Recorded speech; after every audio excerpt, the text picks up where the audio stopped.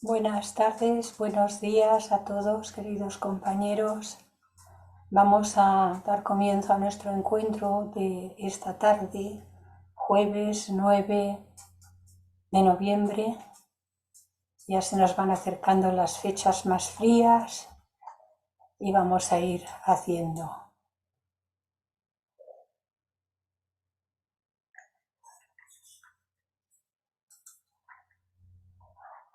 Como siempre, hemos de dar recordatorio de que pueden cerrar su cámara clicando sobre la camarita que aparece en sus pantallas.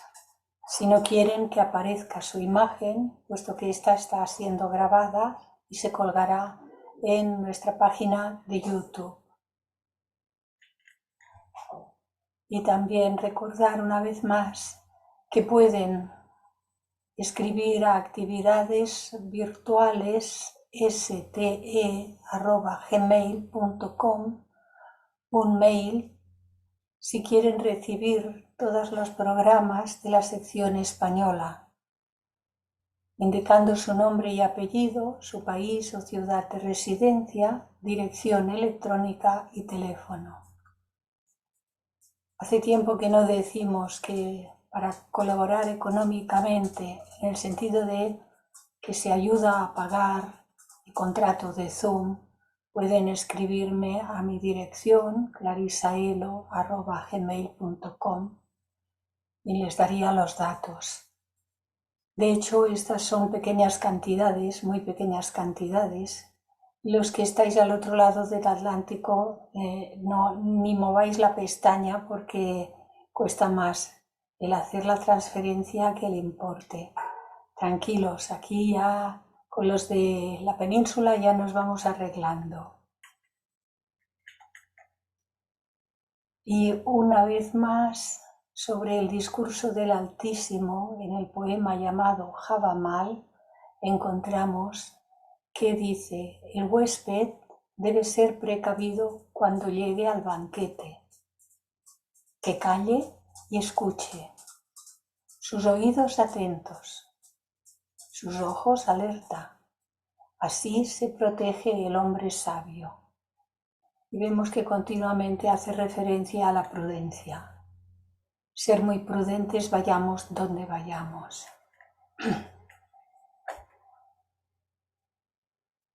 Y vamos a hacer estos momentos de silencio, pero tanto ahora como cuando hagamos nuestras meditaciones, procuremos mantener en nuestro corazón y en nuestra mente toda la vida planetaria, el reino mineral, el reino vegetal, el reino animal y el propio reino humano, con todos los seres, sin distinción de ninguna clase.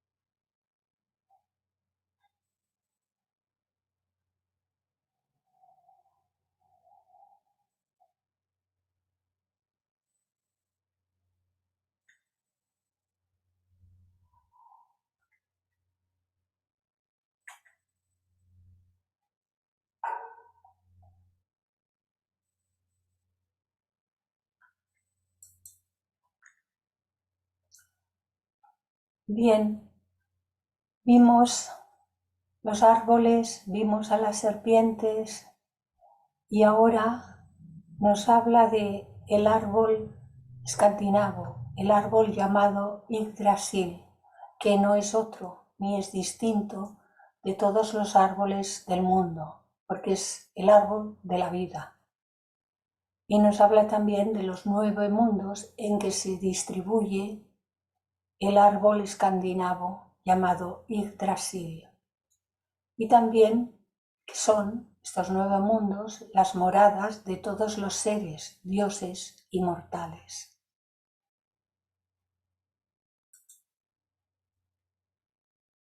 Para los antiguos nórdicos, el universo estaba dividido en 9 mundos, añadí, o planos de manifestación, y los simbolizaban con un árbol al que dividían por subplanos. caracterizados por sus habitantes. Todos tenían un lugar en el árbol del mundo, el Yggdrasil. Todos los seres tenemos un lugar en el árbol de la vida. Todos. No hay ningún ser que esté fuera de su lugar. Ni debemos tratar de quitar a ningún ser. Sus ramas superiores se extienden hasta dentro del cielo, es decir, los planos más elevados de la manifestación solar en el caso de la Tierra, y su rama más elevada cubre con su sombra el Valhalla, que simboliza el devachán de los héroes caídos en el campo de batalla. Estaría aquí, el Valhalla. Hay muchas imágenes de este árbol repartido de diferentes maneras, pero todas vienen a significar el intento de los artistas por repartir estos 9 mundos. Lo importante es que comprendamos más el significado que la ubicación tal como esté puesta en un dibujo. Es un intento de ayudarnos, pero nada más que esto. El segundo cielo creado por la deidad, nos dice el glosario teosófico, es llamado Outland, encima del campo de Ida en las leyendas escandinavas. Servirá como refugio y morada para las almas de los muertos durante y después de la destrucción de Ragnarok, la destrucción del mundo, tal como la contemplaban los antiguos escandinavos. Se llamaba Ragnarok y estaba previsto que había de haber una gran destrucción. Vimos algo de esto los jueves anteriores.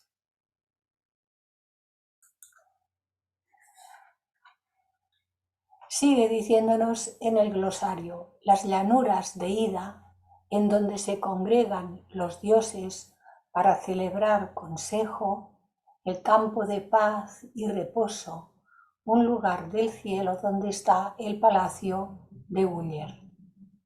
En la mitología nórdica, Ull es hijo de Sif e hijo adoptivo de Thor, el dios del trueno. Recordamos que Thor es el dios del trueno, va con el martillo, provocando las tormentas. Las fuentes existentes son escasas. Es uno de los dioses casi olvidados, pero que era reconocido en la antigua mitología nórdica, escandinava. Luego, con el paso de los años, se fueron modificando cosas, como ha ocurrido con todas las mitologías e incluso con todas las religiones. Por lo tanto, no nos extrañe. Y están los campos elíseos, en griego antiguo campos o llanuras del lugar alcanzado por el rayo del sol. Es una concepción del más allá. También es una concepción de los planos más elevados, del más allá. El árbol Yggdrasil es el árbol mundano de la cosmogonía escandinava.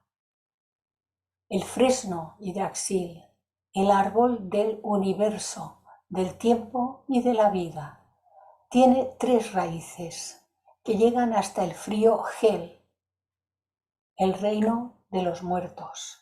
Una de ellas llega hasta el frío Hel, el reino de los muertos, y de allí se extiende hasta Jotunheim, que está aquí, el país de los rimturses o gigantes de hielo que hablamos al principio de toda esta presentación, y el Niflheim, tierra de hielos y neblinas. Así que estos 3 los sitúan aquí abajo. Jotunheim, el reino de los gigantes helados, gigantes de hielo, gigantes reales, que aparecen al principio de la cosmogonía. El reino de Niflheim, que es tierra de hielos y neblinas, y el reino de los muertos, llamado infierno en diferentes cosmogonías, que es el que gobierna Hel, la diosa Hel. Este árbol es siempre fresco y verde, puesto que con las aguas de vida de la fuente de Ur que fluye en Midgard, nuestra tierra, diariamente es regado por las nornas, las 3 nornas del destino. Y aquí aparecen, en este otro dibujo, aparecen aquí abajo, en la fuente o pozo de Ur, se llama de las 2 maneras, fuente o pozo de Ur. Y aquí aparecen dibujadas de otra manera las 3 nornas, que son las nornas del destino, las 3 fatales hermanas, lo pasado, lo presente y lo futuro, que ya vimos que eran exactamente lo mismo que las moiras y que las... ahora no me sale el otro nombre. Unas son las griegas y las otras son las romanas, las parcas. Las nornas son lo mismo que las moiras y que las parcas, exactamente lo mismo. Con esa distancia, sin embargo, estaban aludiendo al mismo significado. Abajo del Yggdrasil, el dragón Nidhogg, el dragón del mal y del pecado, que roe sin cesar sus raíces. Esta es la parte más baja donde nos movemos los seres humanos. Pero en la Tierra los seres humanos también nos repartimos por zonas según nuestro tipo de vibración, hacia dónde tendemos.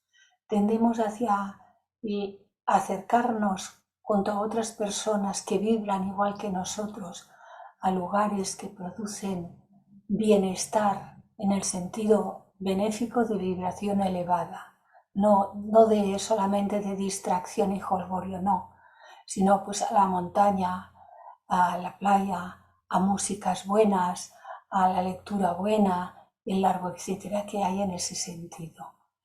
Y otros seres, por su forma de vibrar y lo que necesitan en el proceso, en el momento evolutivo en el que se encuentran, tienden a las músicas más violentas, a los lugares más ruidosos y a los lugares de vicio y el largo etcétera.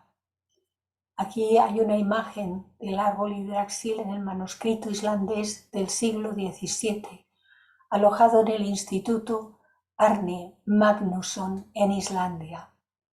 La serpiente Nidhogg es visible debajo del tronco de Yggdrasil y el gallo llamado Gullinkambi hacia su parte superior. El gallo está aquí y la serpiente está aquí abajo.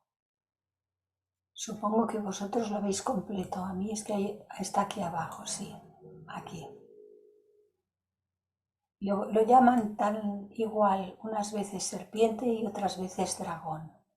Da igual, es lo mismo, significa lo mismo.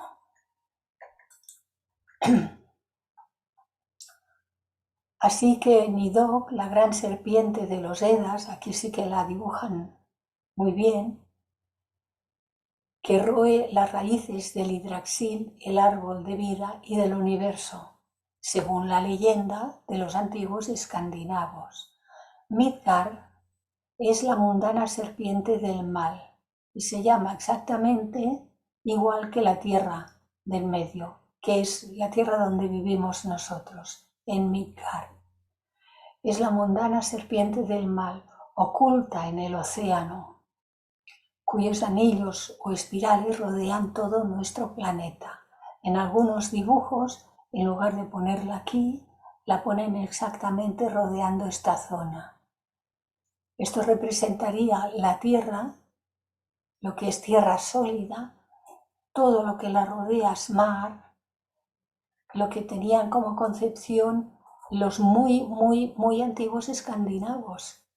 Y aunque ellos viajaban en barcos, su mundo no podía ser conocido como lo tenemos ahora nosotros, con una esfera completa, con todos los continentes y todos los océanos y claro, etc. Para ellos, el mar que rodeaba su mundo, la tierra donde ellos vivían, era algo inmenso, estaban rodeados de mar. De esta manera lo describían. Así que Esta serpiente es la misma que rodea, oculta en el océano y cuyos anillos o espirales rodean todo nuestro planeta. Está el ciclo infinito. Ya vimos que en el árbol, Midgard, la tierra y la serpiente. Vemos que están los dos. Se cuenta que se alimentaba de lo que encontraba en el mar de Midgard, pero llegó un punto en que la serpiente del mundo no se sació y por la desesperación se comió a sí misma, ocasionando que saciara su hambre, destruyéndose, pero al mismo tiempo creciendo más. Así siguió hasta la época del Ragnarok, la destrucción, y creando así el símbolo de la serpiente comiendo su cola, el ciclo infinito de destrucción y creación de los 9 mundos, inspiración del Uroboros, el ciclo infinito de las manifestaciones o manvántaras y los recogimientos o pralayas, el ciclo infinito de destrucción y creación, y siempre es, en nuestro caso de la Tierra, los 9 mundos. Sabemos que nosotros lo conocemos como un septenario, 7 de nuestros principios, pero más arriba hay 2 planos más, así que de todas maneras las divisiones no son tan importantes. Y San Pablo lo dividía en 3, cuerpo, alma y espíritu. La teosofía lo divide en 7 para poder explicar mejor, más detalladamente, las funciones de cada uno de ellos. Esto lo estudiamos muy bien el curso pasado, estudios sobre la conciencia, como muchos de vosotros ya recordaréis. Está el futuro y el pasado. Se cree que la serpiente del mundo, al comerse a sí misma por tanto tiempo, obtuvo el poder de ver su nacimiento y muerte. Con esto tiene el saber del futuro y el pasado. ¿Y cuál es su destino? Eso convierte a Jormungandr en uno de los más sabios y consumiéndose a sí mismo en el mar de Midgard, esperando tranquilamente el final de los tiempos, el Ragnarok, el momento en que se tenga que producir el Pralaya.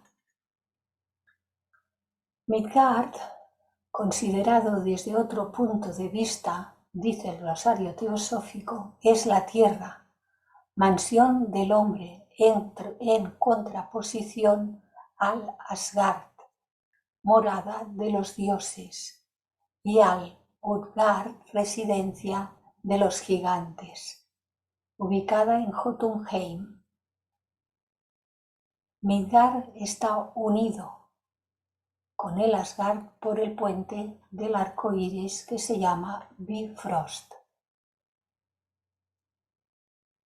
Esto aparece en toda esta mitología, el arco iris, el puente del arco iris, y Wagner lo hizo aparecer también en su ciclo de 4 óperas, la tetralogía El anillo del Nibelungo.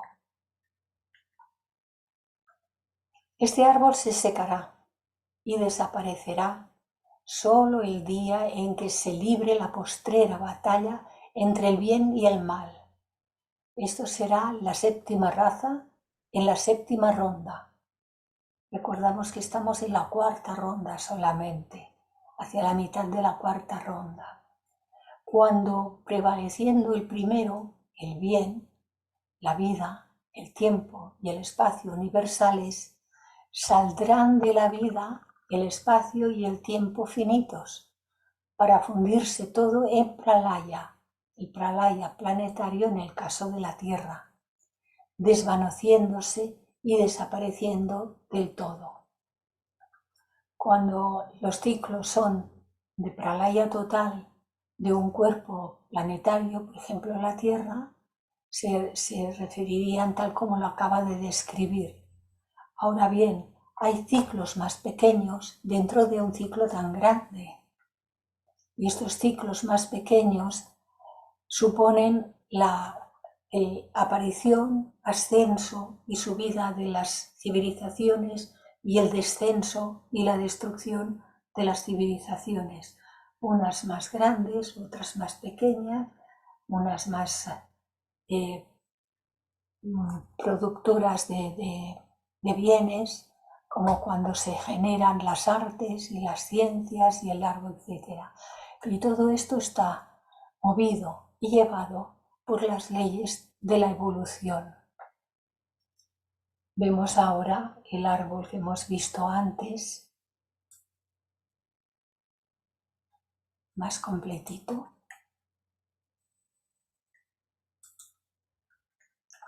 En la base de Yggdrasil hay 3 pozos.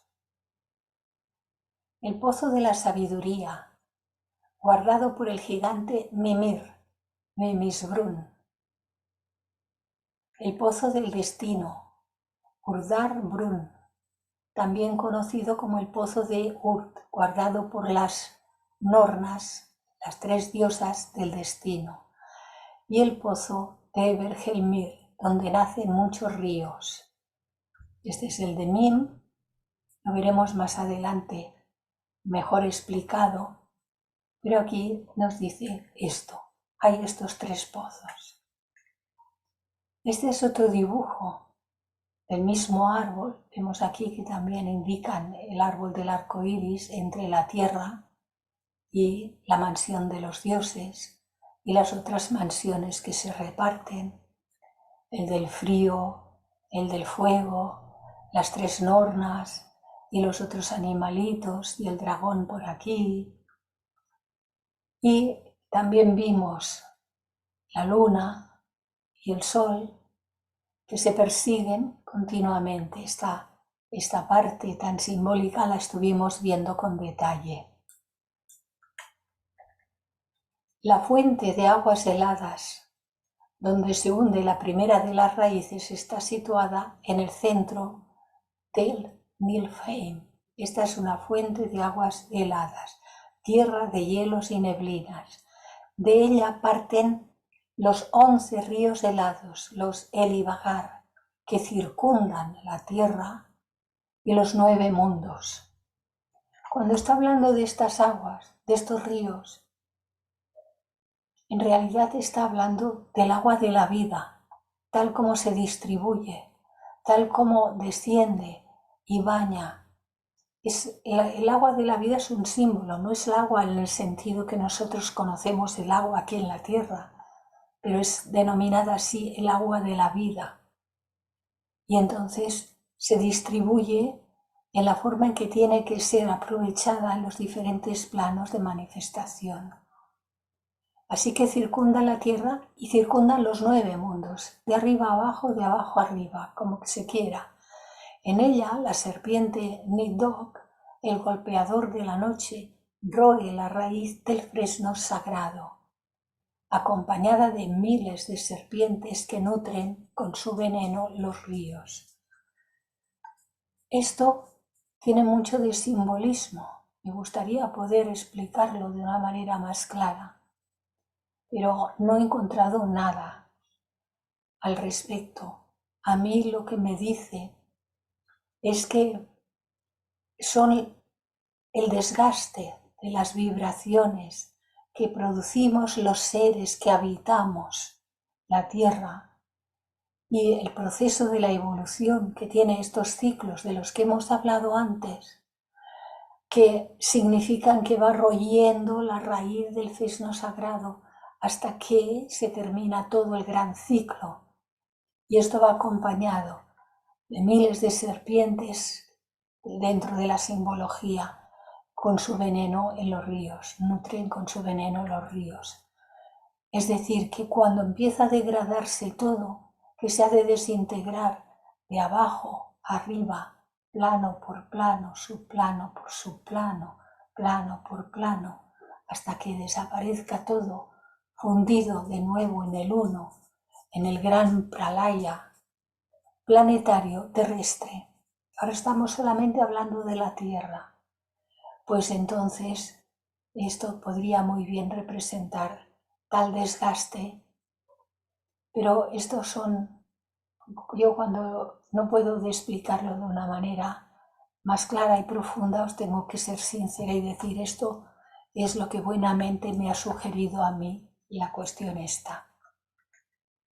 De ellos, el más conocido es el río Hol, que rodea la entrada del infierno, el Helheim, un río que rodea la entrada del infierno, donde mora la diosa Hela.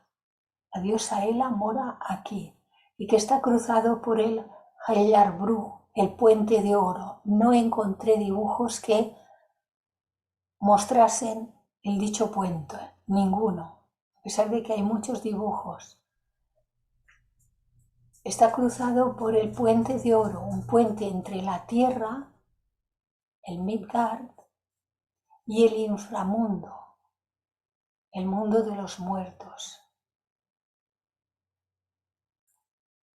En la doctrina secreta añade, en el Niflheim, el frío infierno de los Eddas escandinavos del yo soy, es donde no se puede existir. Ahí no hay manifestación. Pero a pesar de todo hay una especie de existencia inmortal, dice en el Niflheim, y esta existencia debe ser sin dolor y apacible, porque es inconsciente e inactiva. Los seres que van a parar a este lugar, dice la doctrina secreta, debe ser sin dolor y apacible, pero es inconsciencia total. Es inconsciencia, no hay actividad, no hay nada. Es como no existir, no ser. En la mitología escandinava, Hayarbru es un puente que permite atravesar el río Hol en el reino de los muertos y que debe ser cruzado por los muertos que tengan que ir a parar a Hel, de acuerdo con la lengua nórdica antigua que lo llamaba Gylfaginning. Los nombres, no os preocupéis por los nombres, que lo que importa es irnos situando. Hela, la diosa nórdica de la muerte, es la que gobierna aquí. Hela fue la menor de los 3 hijos que la gigante, al principio de todo este trabajo, que la gigante Angrboda tuvo con Loki, el dios del fuego. Si vemos, Loki es el dios del fuego, no es uno de los 3, pero es indestructible, es el dios del fuego. Y la gigante Angrboda era de hielo, la giganta de hielo, como recordaréis de las primeras presentaciones de este trabajo. Y de ella, Hela fue la menor de los 3. Pero es considerada una diosa. En algunos momentos la llaman diosa. Este puente, custodiado por la giganta Modgud y el lobo Fenrir, solo lo pueden atravesar aquellos que han muerto y no han sido seleccionados por las valquirias para ir al Valhalla, para ir al mundo celeste. Los que han muerto y no han sido seleccionados. Y veremos más adelante que tiene una importancia muy grande, porque se dice que han muerto y no han sido seleccionados, como si hubiesen seres que no tuviesen derecho. Esa es una forma de explicarlo.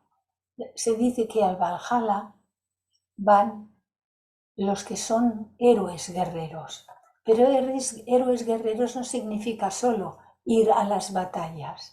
Un héroe guerrero es todo ser humano que en la lucha cotidiana por la vida afronta las vicisitudes, las dificultades, trabaja, ayuda a su familia, ayuda donde puede y es un servidor, un ser humano para la humanidad.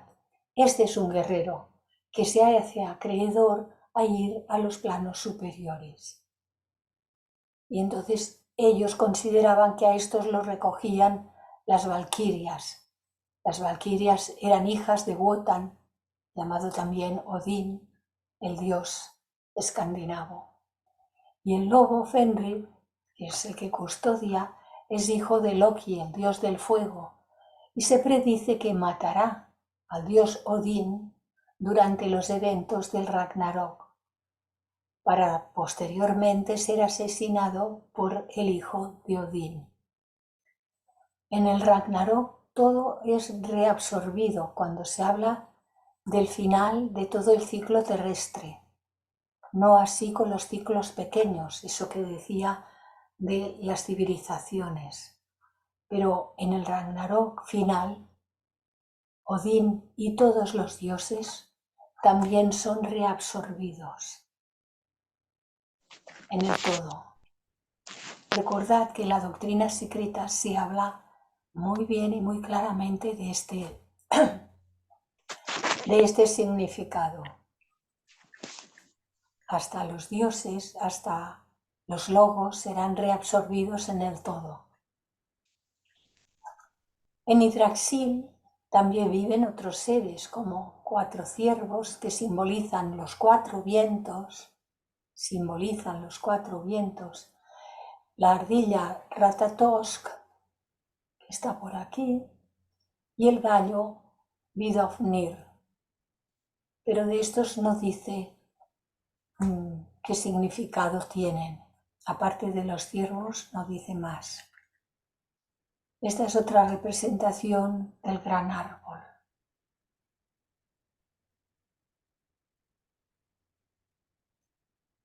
Y ahora nos dice del primero, en el Asgard. El Asgard es de difícil acceso debido a sus murallas. ¿Qué significan murallas? ¿Puede el mundo celeste tener murallas?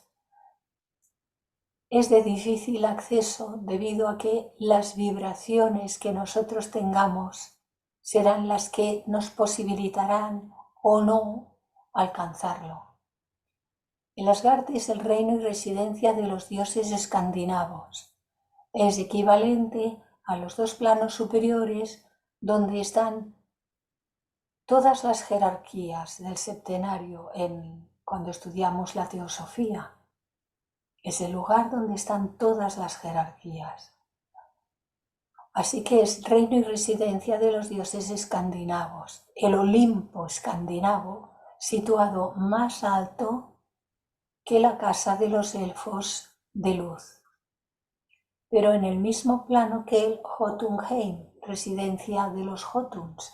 Ahí en los dibujos aparecen con estas distancias.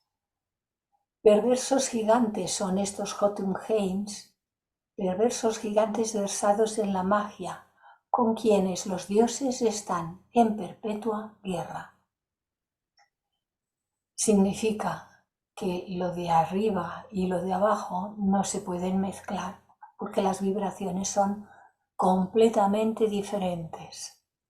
Es evidente que los dioses del Asgard son lo mismo que los Suras, dioses indos.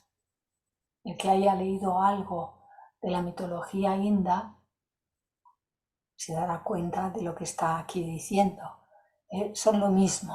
Los dioses del Asgard son lo mismo que los Suras, dioses indos. Y además dice que los Jotuns, que viven en Jotunheim, son idénticos a los Asuras, los contrarios. Con la A es la negación de Suras. Son idénticos a los Asuras, pues que unos y otros representan los poderes benéficos. Si miráis el cursor que estoy moviendo, unos representan los poderes benéficos y el otro los poderes maléficos de la naturaleza, que están en pugna entre sí. Es la ley de polaridad. En otro orden de cosas para poderlo comprender, es la ley de polaridad. Son también los prototipos de los dioses y los titanes griegos. Los dioses del Asgard son los prototipos de los dioses y los titanes griegos. En el tomo 3 de la doctrina secreta nos dice: en las leyendas norse, Reconocemos en Asgard la morada de los dioses, así como también en los mismos ases. As es el nombre genérico de estos dioses. Reconocemos el mismo místico Loki, que es el dios del fuego, que en otro lugar vimos que era comparable a Agni, de la mitología hinduista. Agni, el dios del fuego. Es el mismo místico Loki, dios del fuego, y personificaciones entretejidas en los mitos populares, como en nuestra doctrina secreta, y las vemos en los Vedas, en los Puranas, en las escrituras mazdeístas y en la Cábala. Loki es el dios del fuego y además, en un sentido más de leyenda, es de la astucia. En la mitología nórdica lo consideraban de la astucia, que portará la destrucción a los dioses nórdicos, conocida como Ragnarok. En la ilustración vemos a Idun y Loki, por el ilustrador John Bauer.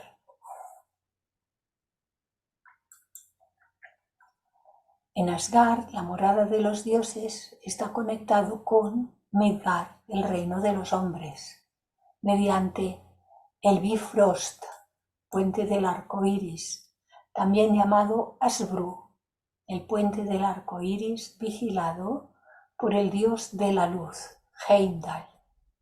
Y aquí una representación del dios de la luz que guarda el puente del arco iris, según la mitología escandinava. El ancho río que separa el Asgard, la mansión de los dioses, de la de los Jotuns, los grandes y poderosos magos, y debajo del Asgard estaba el Midgard. El ancho río se llama Ifing. Ifing se llama el ancho río que separa el Asgard, la mansión de los dioses, de las de los Jotuns, los grandes y poderosos magos. Debajo del Asgard estaba también el Midgard, donde en el radiante éter estaba erigida la morada de los elfos de luz, en su disposición y orden de localidad. Todas estas mansiones corresponden al Deva Loka y a otras regiones de los Indos habitadas por las diversas clases de dioses y de asuras. Si todas estas mansiones corresponden también a los llamados Deva Loka, lugar de los Devas, los lugares, y otras regiones de los Indos habitadas por las diversas clases de dioses y de dioses, suras y asuras, los contrarios. Esto está del glosario. Cuando pone GT es que lo he sacado del glosario. El Bifrost, que es también llamado Ríger, es un puente construido por los dioses para defender el Asgard.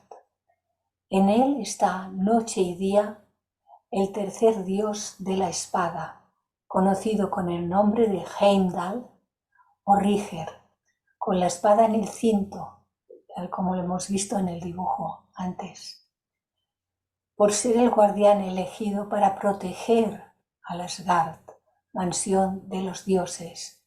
Heimdall es el querubín escandinavo de la flamígera espada, que volvía por todos lados para guardar el camino del árbol de vida. En angeología cristiana, querubín es un tipo de ángel, el segundo de los 9 coros angélicos. Son considerados como los guardianes de la gloria de Dios. Y aquí vemos en la simbología tan extraordinariamente parecida. Él era el guardián de la mansión de los dioses. Y ahora vemos al propio Yggdrasil escandinavo con sus moradores. Están los dioses y diosas, y como decía, En Asgard vivían los Ases, llamados también Aesir, de naturaleza guerrera. La principal raza de los dioses tenía su residencia en el Asgard. Los mundos o planos superiores, los cielos. La más conocida es el Valhalla, la morada de Odín, Odín o Wotan, de las dos maneras se le llama, que es su jefe. Y está Ogler, que en el Edda aparece como jefe de los gigantes y aliado de los dioses, y es el más elevado de los dioses de las aguas, equivalente, según el glosario, equivalente al Okeanos u Océanos griego. Así que también tenían su propio dios de las aguas. Y en Vanaheim, aquí, los Vanir, vivían los Vanir de naturaleza inferior, dioses de la fertilidad, la naturaleza, etc., que moraban en Vanaheim.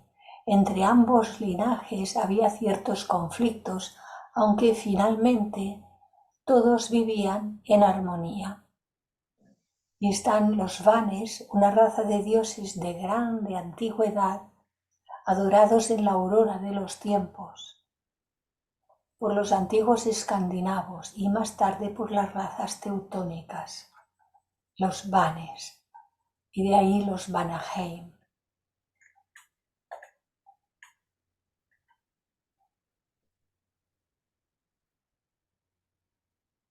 Y aquí pues una pintura donde representa uno de los festines que se daban y que compartían entre todos.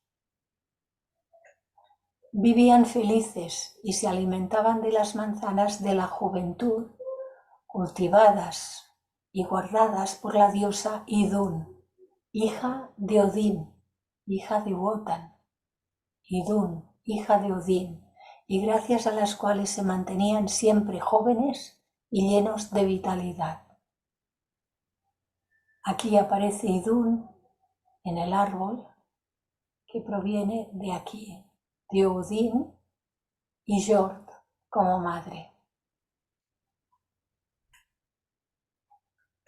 Esta distinción entre los dioses es única, no se encuentra en la mayoría de las demás teogonías, y es la distinción entre, y esto es muy interesante y importante, es la distinción entre los dioses de la vía directa y los dioses nirvánicos. De ambas vías hablaremos más adelante. Aquí los dioses, los ases, alrededor del cadáver de Baldur, en una obra de Eckersberg. La muerte de Baldur, segundo hijo de Odín, es una de las profecías que anuncian la llegada del Ragnarok.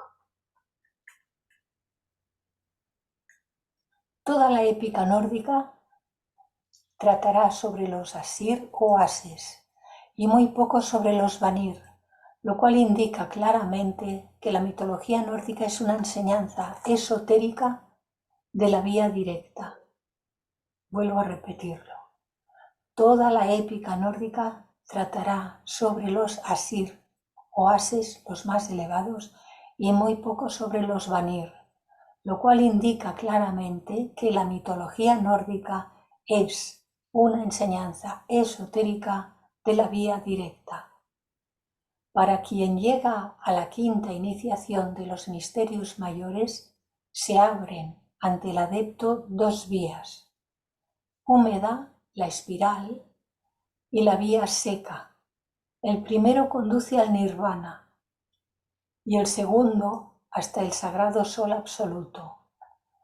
Los de la vía directa renuncian al nirvana por amor a la humanidad. Este es el hecho que hizo Buda. Buda Gautama renunció al nirvana por amor a la humanidad y todavía permanece en las cercanías, porque es desde el único lugar donde se puede hacer algo por la humanidad. En el nirvana se vive en un estado de felicidad que es más allá del bien y del mal. Pero los de esta vía, de la vía directa, que es la vía a la que se refiere aquí en la mitología nórdica, renuncian al nirvana por amor a la humanidad. De esto se habló en la escuela de este verano pasado, la escuela de la sección española. En el tercer plano o mundo de los 9 es el Alfheim, es el mundo de los elfos de la luz, presididos por el dios Freyr. Esta es una representación del dios Freyr.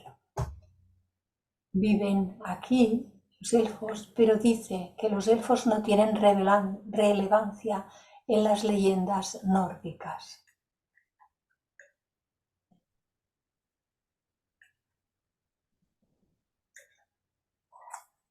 Está Uller, el dios de la ballestería, que viaja con patines por los plateados caminos de hielo. Desde luego vivían en las regiones escandinavas muchos meses del año es todo hielo. Él es el patrono de la caza durante el período en que el Sol atraviesa la constelación de Sagitario y vive en la mansión de los elfos de luz, que está en el Sol y más allá del Asgard. Así dice en el glosario todo esto. Ul, hijo de Sif e hijo adoptivo de Thor, el dios del trueno, pudo haber sido un dios mayor en tiempos prehistóricos. Es tan buen arquero y corredor de esquís que nadie puede rivalizarlo. Es hermoso para mirar y tiene todas las características de un guerrero. Y esta es una ilustración de un manuscrito islandés del siglo XVIII que muestra a este dios, a Ul, sobre sus esquís y con su arco. Y hablando de los elfos, dice que son espíritus de la naturaleza que habitan el plano astral y que juntamente con las hadas y los duendes, tan importante papel desempeñan en el folclore de todas las naciones. Encantadores e irresponsables niños de la naturaleza, fríamente relegados por la ciencia a viejas y nodrizas, pero que los sabios más conspicuos de los tiempos venideros volverán a colocar en el sitio que les corresponde, en el orden natural. Ahora solo creen en estos diminutos seres los poetas y ocultistas, los primeros por la intuición de su genio, los poetas y ocultistas por la intuición de su genio, y los segundos por la visión de su adiestrado sentido interno. Hay bastantes dibujos, algunos son más modernos, como este caso, que representan a todas estas entidades y seres. Los elfos son una especie de duendes, genios o espíritus aéreos, diminutos, de forma humana, de rostro bello y agraciado, muy amantes de la naturaleza y generalmente dotados de un carácter generoso, compasivo y benéfico. Pueden ver Fausto, la segunda parte, escena primera, el canto de Ariel. Nos dice aquí en el glosario. Algunos de ellos se complacen en hacer travesuras y jugarretas, y aún los hay de carácter vengativo y maléfico. Suelen frecuentar los parajes solitarios y a menudo se les confunde con los silfos. En la mitología escandinava se distinguen dos clases de elfos: de luz, Hrossalfar, y de tinieblas, Dökkálfar o Svartalfar. Resulta difícil de leer estos nombres, ¿eh? El cuarto de los mundos de esos 9 es Nidavellir, es el reino de los enanos. Nidavellir. Y aquí uno de los dibujos que aparece en la mitología El Señor de los Anillos. Hay 22 enanos: Alvis, Andvari, Brok, Durin, Dvalin, Eitri, Fafner, que aparecen, Halar y Galar, Gandalf, que surgió como más conocido en El Señor de los Anillos, y lo tomó de aquí ese nombre. El autor Tolkien tomó el nombre de Gandalf de aquí, de los enanos de la mitología escandinava. Huki, Reidmar, Lofar, Nordri, Sudri, Austri y Vestri. Nordri, Sudri, Austri y Vestri son los 4 que vimos, que son los 4 puntos cardinales. Yi, Nidi, Ord, Regin y Sindri. En el oro del Rin aparece el enano Alberic. Alvis, del nórdico antiguo, todo sabiduría, era un enano de la mitología nórdica. Es mencionado en las Eddas con relación con Ruor, la hija de Thor con Sif. La hija de Thor con Sif, y aparece aquí, las que tuvo, la cual le fue prometida a Alvis durante la ausencia del dios. A su regreso, Thor, el dios del fuego, el dios del trueno, diseñó un plan para evitar que el enano se casara con ella. Le dijo que por su pequeño tamaño tenía que probar su sabiduría, lo cual Alvis aceptó, y Thor hizo durar las pruebas de adivinanzas hasta que amaneció. Todos los enanos se petrifican cuando son expuestos a la luz solar, por lo que Ruth permaneció sin casarse. Y aquí en un dibujo de Lorenz Fröhlich, de este autor hemos visto más dibujos, Alvis coloca un anillo en el brazo de Ruth.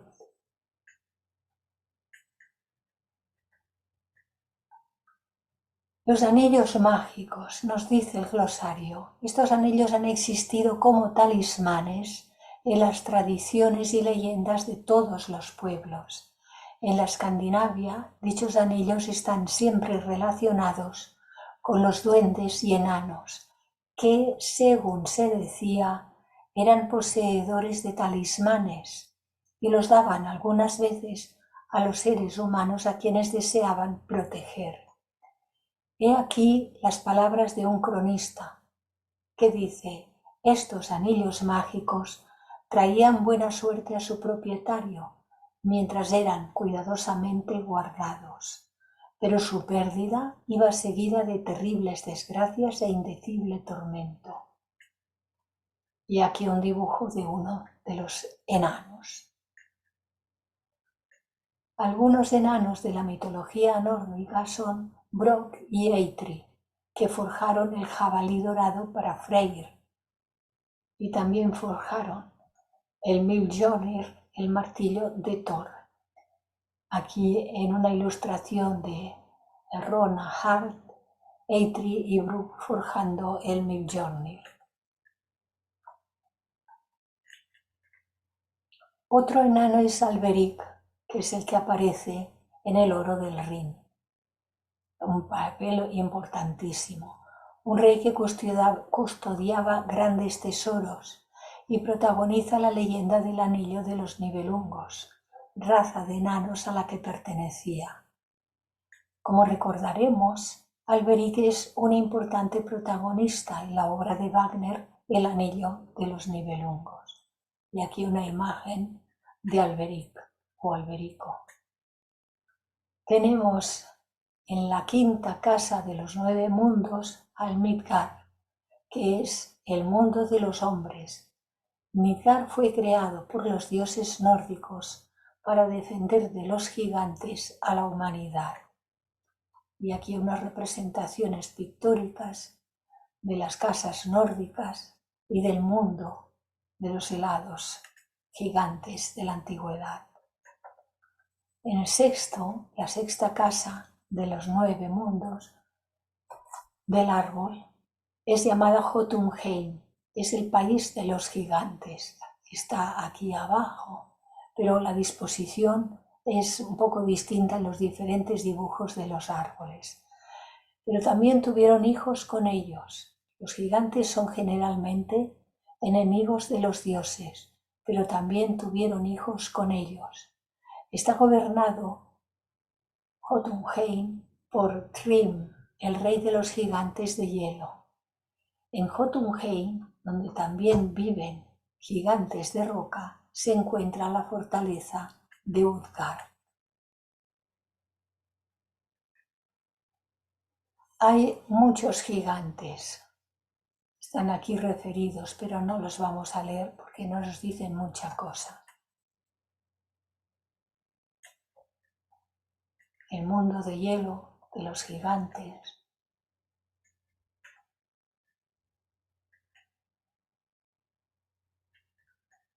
En la séptima casa de los 9 mundos está Svartalheim. Es el reino de los elfos oscuros.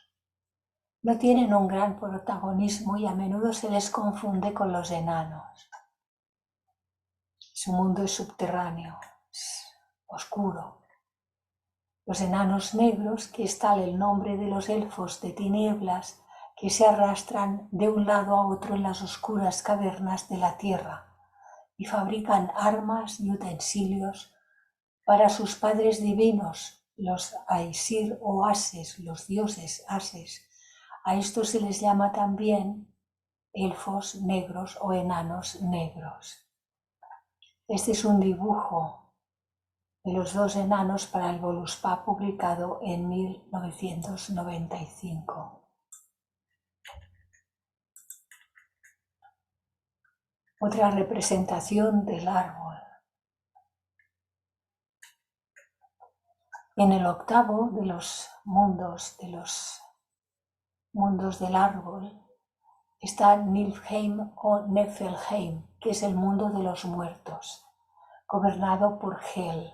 En este dibujo aparece aquí, en otro de los dibujos que vimos estaba por aquí abajo. Hel es la monstruosa hija de Loki, el dios del fuego, y de la giganta Angborda. Es un reino melancólico al que acuden los hombres que no han tenido una muerte gloriosa. La creencia de que cuando llegue el Ragnarok, la batalla del fin del mundo, Loki y los gigantes llegarán en un barco construido con las uñas de los muertos de Hel, con las uñas de los muertos que están aquí. Esta creencia creó la costumbre de cortarle las uñas a los muertos para retrasar estos acontecimientos del Ragnarok. Y en Helheim, en la Edda escandinava, el Helheim rodea el mundo de tinieblas septentrional, llamado Niflheim o Nefelheim. Aquí. Hemos hablado antes del río y aquí nos lo vuelve a nombrar, río que sirve de límite al imperio de los muertos o infierno escandinavo. El Gial o Giol se le cruza por un puente cubierto de oro llamado Gialar, que conducía a la gigantesca valla de hierro que rodea el palacio de Hel, la diosa, el mundo inferior, y tiene que atravesarse antes de llegar al mundo inferior o frío reino de Hel. Esto también nos da una indicación importante de que, se va a estos lugares por vibración. Uno no debe nunca tratar de cometer la enorme imprudencia, debe querer, por curiosidad, introducirse en unos mundos que no nos corresponden para nada y en los que no tenemos nada que hacer y no tenemos que ir a chafardear y a curiosear para nada. Está protegido porque es cuestión de vibración, pero el imprudente que comete tonterías con los poderes psíquicos, le bajan las vibraciones y es muy posible que vaya a parar donde no quisiera nunca ir a parar. Está Evergermir, una caldera rugiente en donde se consumen las almas de los malhechores. Está situada en medio del infierno y relacionado con lo mismo, Tund o Tjodviner, uno de los ríos que desembocan en el Vergelmer, pozo situado en medio del infierno. Todas estas cosas las fui sacando del glosario, también vimos de la doctrina secreta. Y el noveno es Muspelheim, es el mundo de los gigantes de fuego, enemigos de los dioses. Está gobernado por Surt, el rey de los gigantes de fuego. Surtur, también llamado así, es el jefe de los ardientes hijos de Muspel, la región del fuego en los Edas. Se supone que son las regiones más hacia el centro de la Tierra donde arden todas las materias que luego son echadas por medio de los volcanes. Aquí también es una representación gráfica de ese mundo.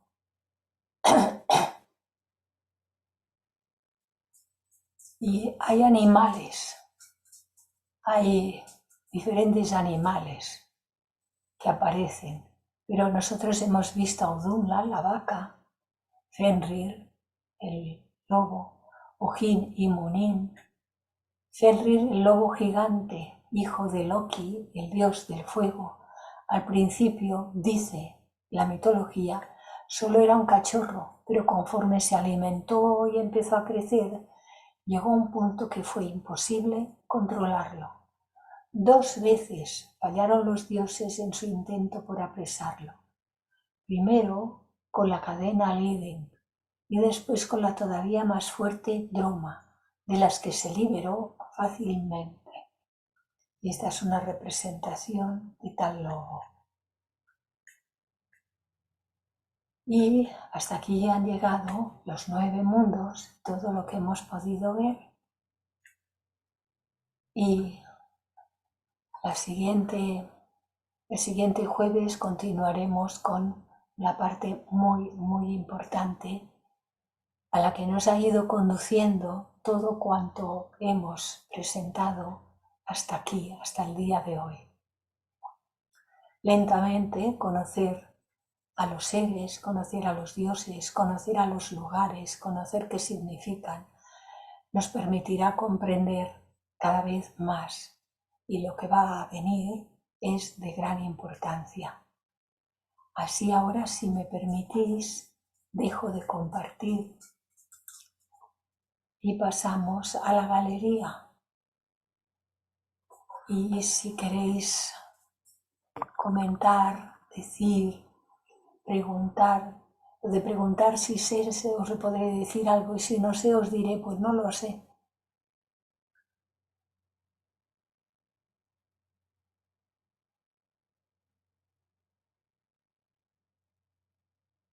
Como dice mi querida hermana Ángels, todos a la vez no, por favor. Hola, José. Un saludo a todos los presentes y a ti en Hola. especial, Clarisa. Nunca me he sentado a escuchar la música de Warner con respecto a esto. Cuando lleguemos al final, ¿nos darás alguna relación de todas estas historias con la música compuesta por él? ¿O no es muy... Cuando hagamos el anillo del Nibelungo, que son las 4, la tetralogía, la primera es el oro del Rin, la segunda la Valquiria, la tercera Sigfrido y la cuarta el ocaso de los dioses. Hay unas piezas que son los preludios y tal, que es música sin cantar.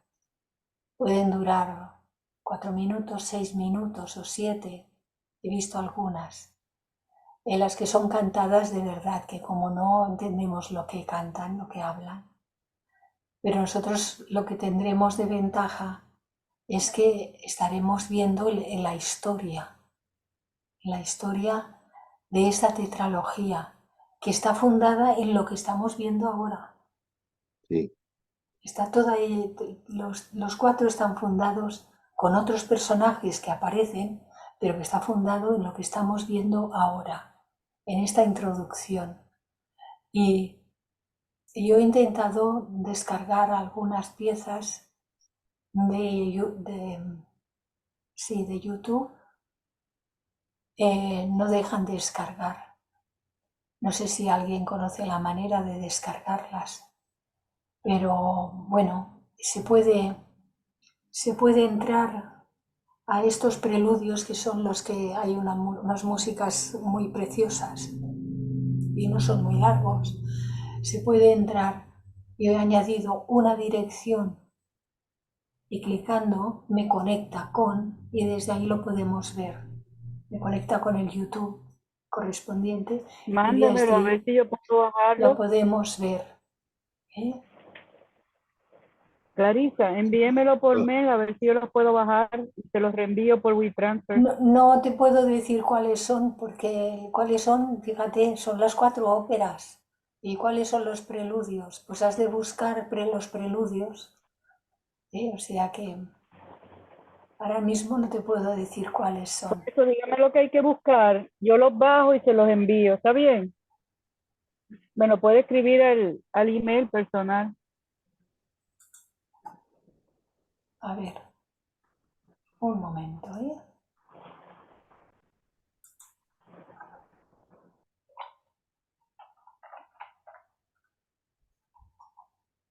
Voy a cerrar.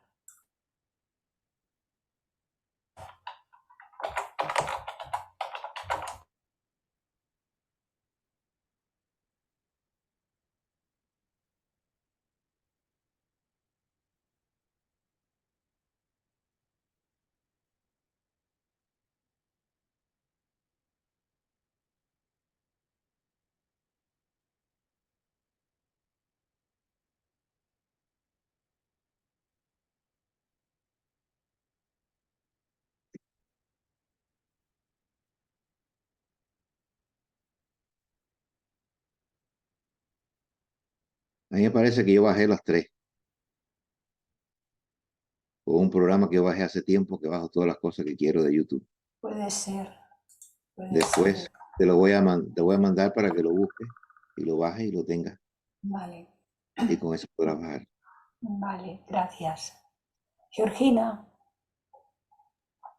Eh, Buenos días, Clarisa. Cuando tú hablaste de, creo que fue el segundo mundo, de Vanaheim, al final en la diapositiva mencionabas algo de unas razas teutónicas.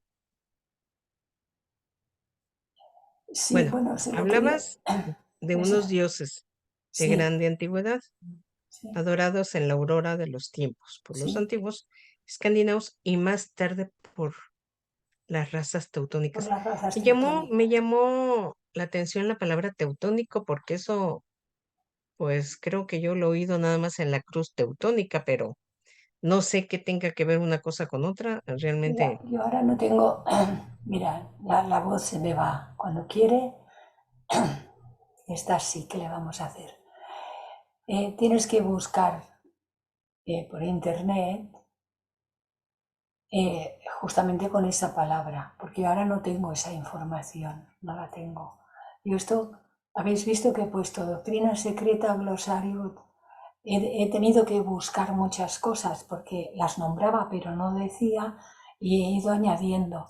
Pero claro, es que cada vez que tocas algo se te abran 20 ventanas y esto se haría interminable. Entonces ya no, ahí no he profundizado más. Yo te puedo ayudar. Teutónica, más o menos, lo que son los escandinavos son Sí, antiguas razas germánicas sí, que se fueron desarrollando poco aparte y se fueron extendiendo. sí. Pero en principio son de raza teutónica o germánica. Mira, ¿ves? Luis ya nos lo ha dicho, Georgina. Sí. que son los mismos que... Los mismos. Es que de hecho aquí se habla de la mitología escandinava, pero recoge toda la parte del norte de Alemania y la zona más norte de Europa, Sí, que era con la que se relacionaba constantemente. sí, sí.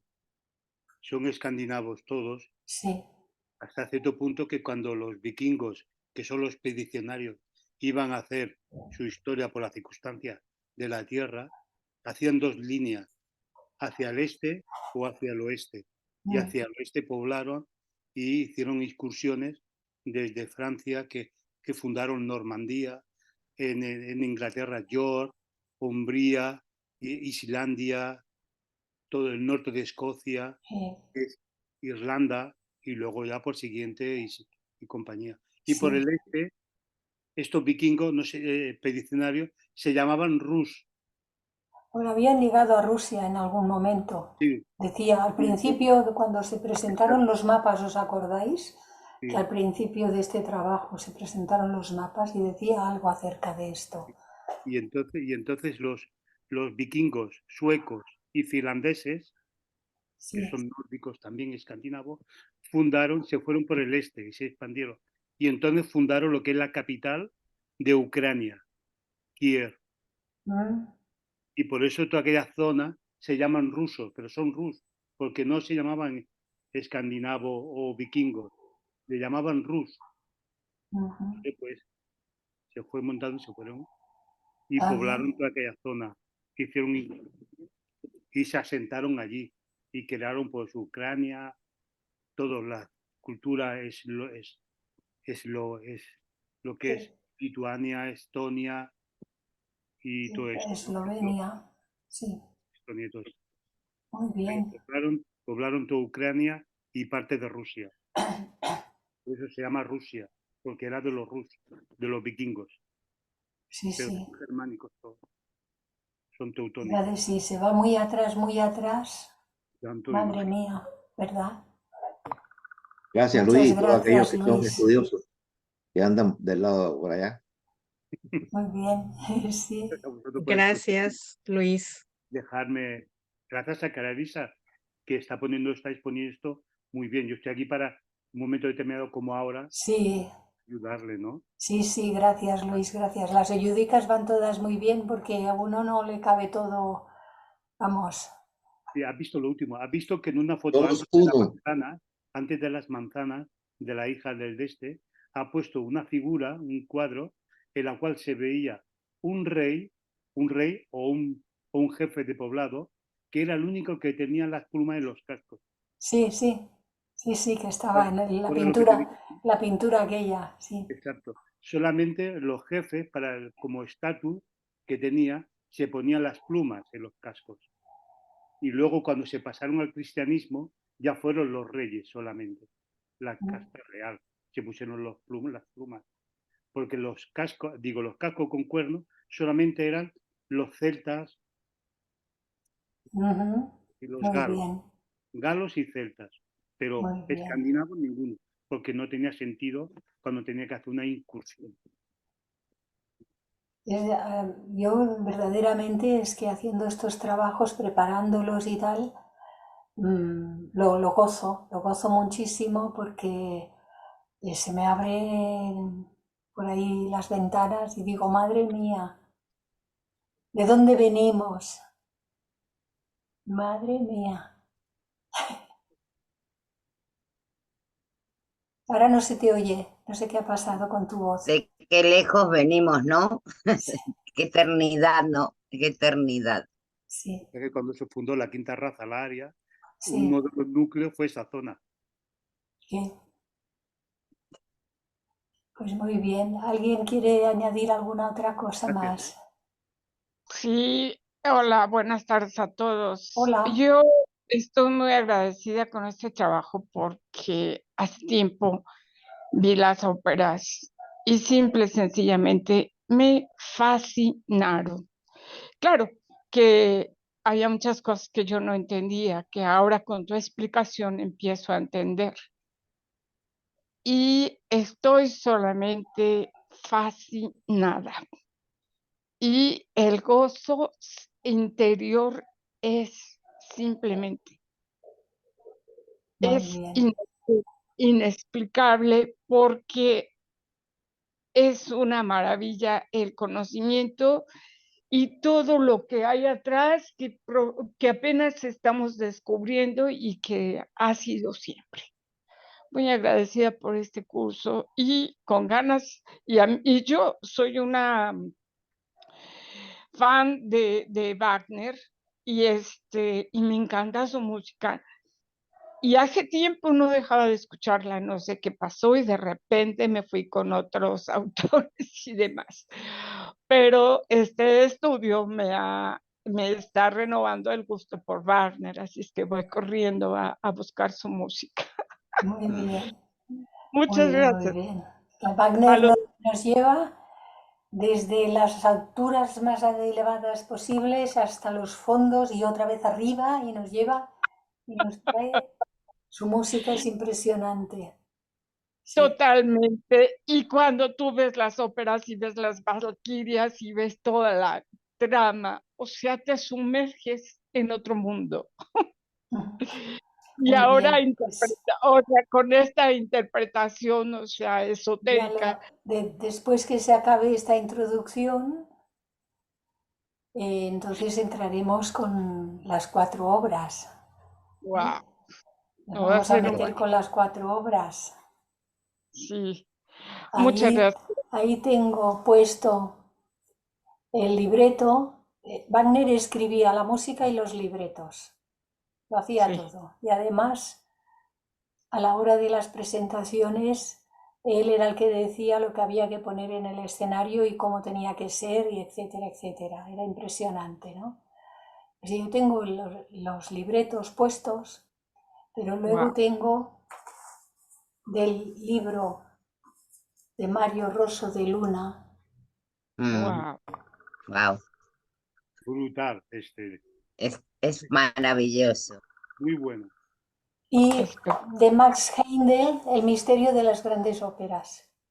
Y eso lo voy, bueno, me está costando Dios y ayuda ordenarlo, porque claro, tiene que ir dentro de lo que son los libretos, el libreto de cada una, tiene que ir todo más o menos tratando de ordenarlo para que tenga coherencia, un sentido, pero dice cosas muy interesantes porque nos está hablando a nosotros, todo eso nos está hablando a nosotros, nos está diciendo, esto es lo que hay en el mundo en el que estamos viviendo y aquí hay que espabilarse, porque si no esto no pinta nada bien. Pero claro, el lenguaje que utiliza pues es estupendo, es precioso. El de Mario Rosso de Luna pues es un lenguaje de primeros del siglo pasado, pero era un hombre que escribía muy bien, muy bien, muy bien, muy bien. Pasada, Rosso de Luna. Yo Sí, recomiendo, sí. no solamente esta obra, sino todo Mario Rosso de Luna. Aquí están todas las de las óperas, ¿eh? Sí. Este Wagner, mitólogo y ocultista, están todas. Está Tristán e Isolda, está, ¿cómo se llama? Ahora no me salen. Se me va por ahí. Qué pasada. Bueno, pues queridos amigos, si no hay nada más, cerraremos aquí. Dejadme cerrar la grabación.